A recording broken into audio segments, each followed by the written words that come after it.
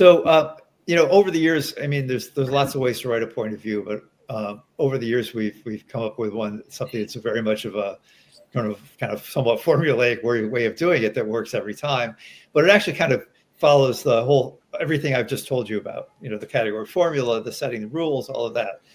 And so the way that we create a point of view, a POV, is the first part of it deeply describes a problem. That's the whole context part of that thing, right? Deeply describes a problem. And then the next part of it defines what that solution is like. And again, you're talking about the category, not your product, that it's not a marketing document, it's a category document. And as part of that definition of the solution, you start to set the rules and the expectations of how this category works. And then finally, once you all do all of that, you can describe to people the journey you're taking them on.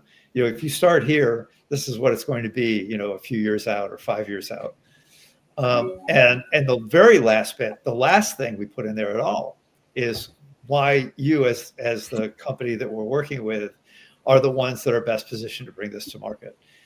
And in a sense, that's the least important part of the document, because if you set up it is sort of justifying why you're the one that's trying to bring this to the market.